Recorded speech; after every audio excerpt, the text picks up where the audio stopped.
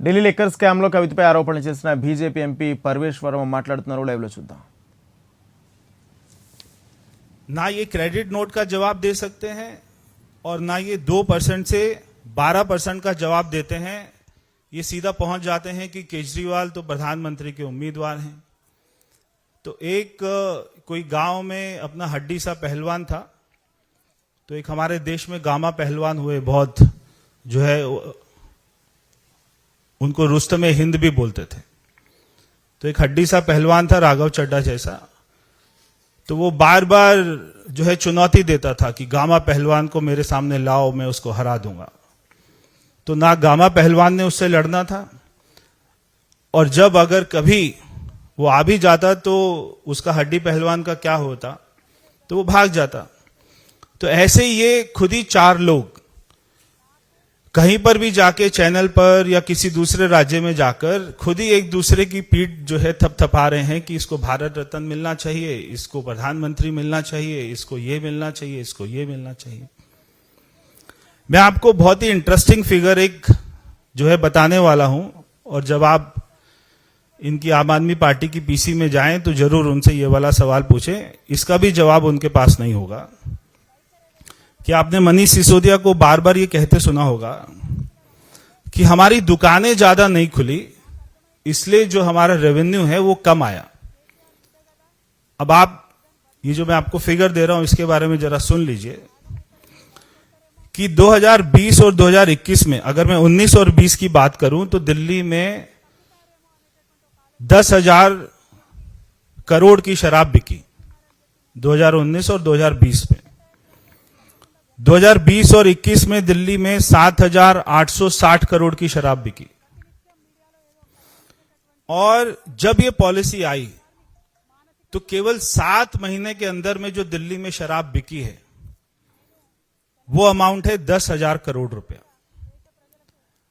तो जो पुरानी पॉलिसी में एक साल में 7,800 करोड़ की शराब एक साल में बिकती थी, इन्होंने 7 महीने में 10,000 करोड़ की शराब बिकी है दिल्ली में 7 महीने में. तो ये बात को नहीं कह सकते कि हमारी दुकानें कम खुली हैं इसलिए हमारी शराब जो है कम बिकी है. इनकी शराब 1.5 गुना ज्यादा बिकी है. और एक्साइज की ड्यूटी इन्होंने कर दी 1%.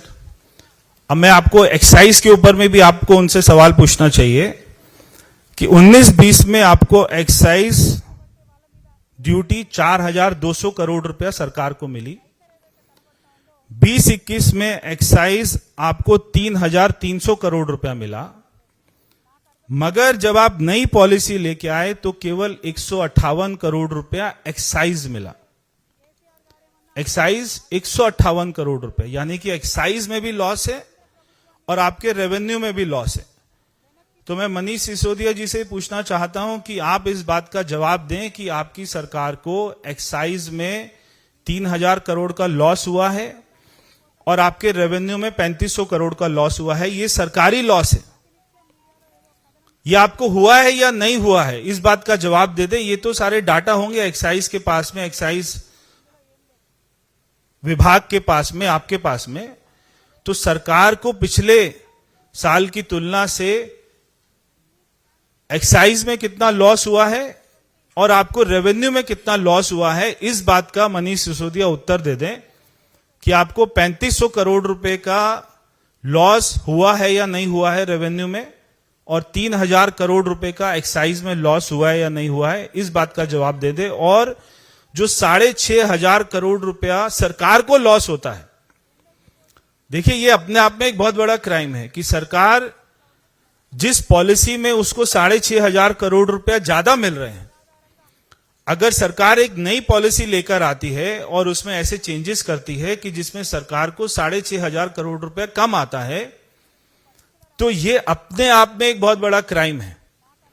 तो वो 6,500 करोड़ रुपया कहां जाता है जो सरकार को लॉस हो रहा है?